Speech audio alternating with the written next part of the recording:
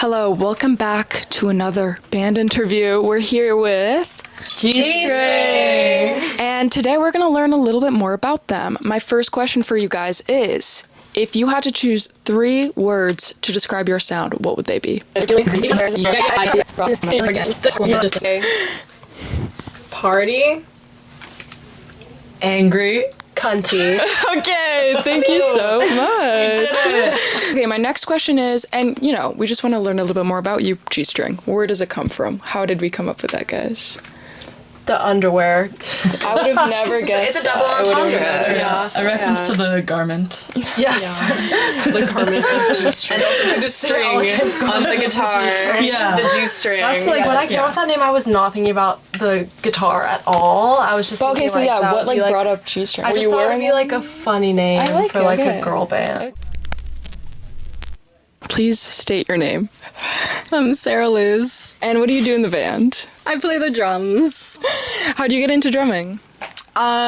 So it's not because of the Clash, even though I have the Clash here, but because of Nirvana, actually. I would watch Nirvana live videos and I would see Dave Grohl back there and I'd be like, I want to be just like him, but cooler because I'm not a man. So how do you learn? I would just watch someone would be like, cover of In Bloom by Nirvana, and I'd just slow it down and be like, what's the kick doing?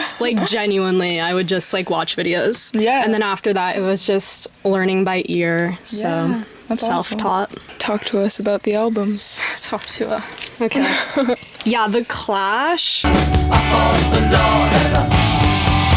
They were not my jumpstart into drumming, but they are a band that I find is ever present in my life. My dad used to always play The Clash, and so I've taken a lot of inspiration from him. And I would say that my favorite songs are I Fought the Law, even though it's not by The Clash. Their cover is amazing, as well as Brand New Cadillac was one of the first songs I learnt. And I love Guns of Brixton, London Calling, of course. Police on My Back, which is not on this album, but still a Clash song. But yeah. Thank you so much, Jen. Thank you. Please introduce yourself. Hi, I'm Sloane. I play the bass in G-string. Okay, and how do you get into that? Kind of in a wraparound way. I started playing the bass because of Nirvana as well. But when I was 9, my mom convinced me to play the cello because there's cello in the MTV Unplugged Nirvana performance. And we had that album growing up. And so my mom played it for me. And during The Man Who Sold the World, she said, there's cello in that. You should play it. And did it work? It worked. That was my introduction to playing music. And then from there, I taught myself how to play the bass when I was 12. And then I played all throughout high school and I stopped. And then last summer, I bought myself a bass again. And I've been playing since. That's beautiful. Talk to us about this specific album. This probably isn't... This is a compilation album.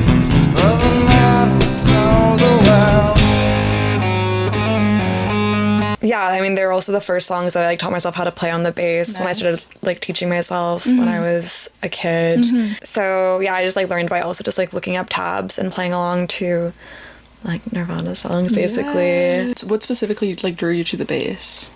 Laziness. Yeah, fair. Yeah, well, because I started playing the cello and then I learned how to read bass clef, and then I went to middle school and I thought, when I was picking a new instrument for orchestra, that learning treble clef would be too much effort. So I said, let's keep going. So I also played the euphonium, and then I played the electric bass, and then I played the stand-up bass eventually in jazz band and band in high school because I was too lazy to learn another clef. So fair. Yeah, and I still can't. Yeah, so well, that's actually kind of awesome. Smarter, not harder. Yeah, exactly. Yeah. Do you think you would ever play the cello for G-string?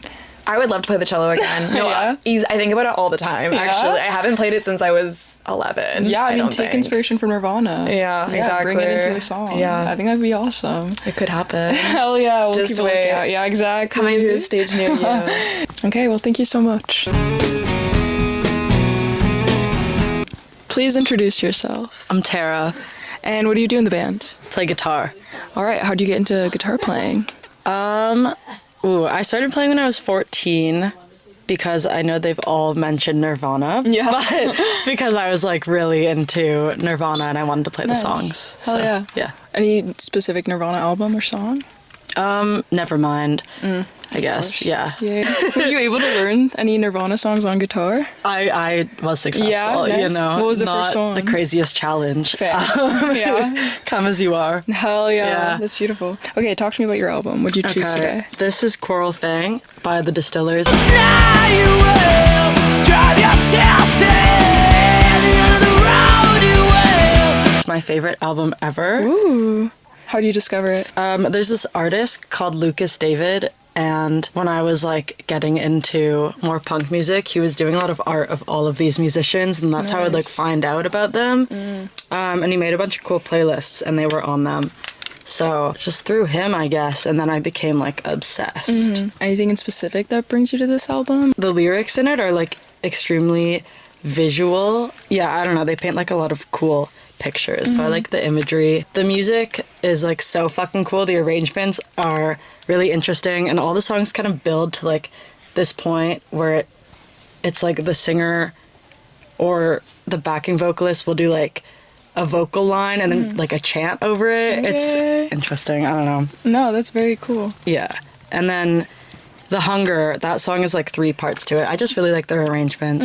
Listen to this. Hell yeah. Okay. Well, thank you so much. Yeah.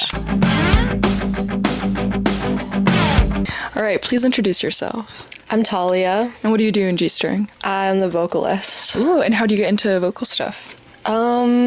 I started singing when I was probably like 12.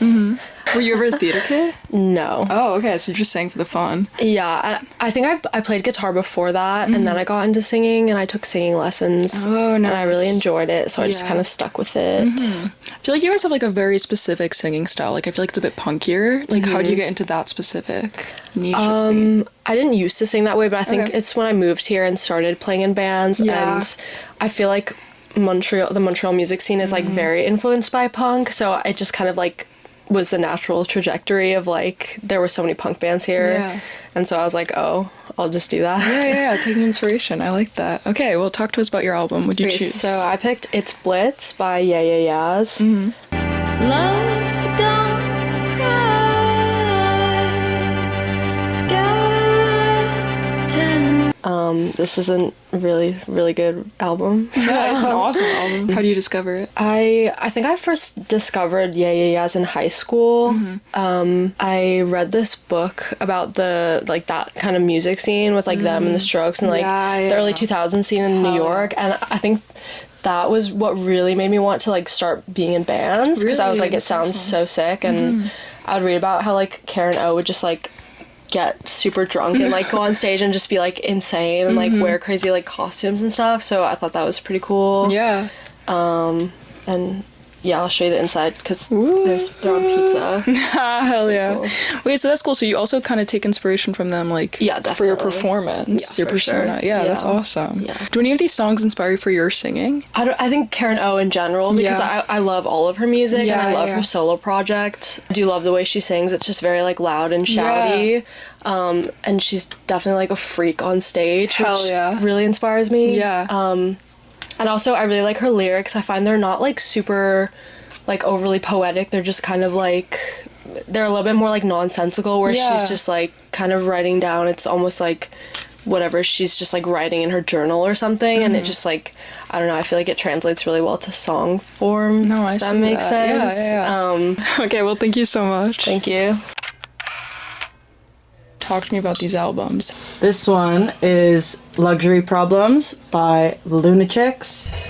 She's bigger than a stepping stone, she'll take you down the comfort bottle, yeah. I think this one very accurately is like party, cunty, and angry all in one. I mean, the first track is called Less Teeth, More Tits. I feel like Nice. that's kind of what we're all about. I don't know. They're a band I think that always had a very like incredible stage presence. Brought a lot of energy, and that inspires me in this band. And they're also fucking angry. So Hell yeah. yeah. Yeah, so this is Smell the Magic by L7. Okay.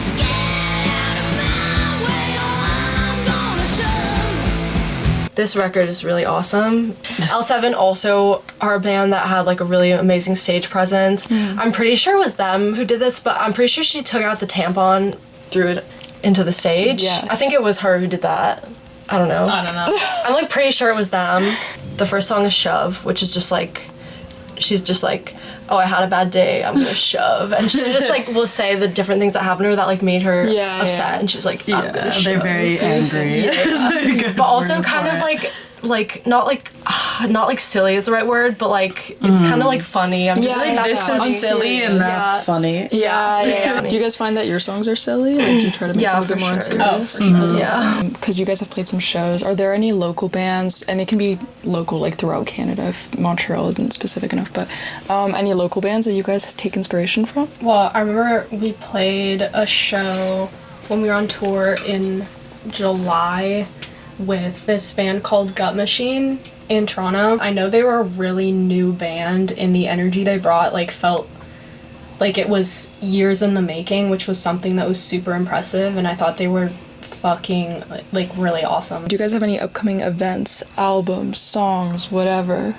The next single is gonna come out in October. Okay. On Halloween. It's I guess on Halloween. It's called Blacklight. Okay. It's my favorite one. Yeah. And it's a lot of people's favorite ones. Nice. So I think that people should take the time to listen to it. It's a good one. Listen to the lyrics. Yeah. Maybe show your parents if you're feeling frisky. Don't show your parents. Okay, well, thank you so much. Thank you. Gunty.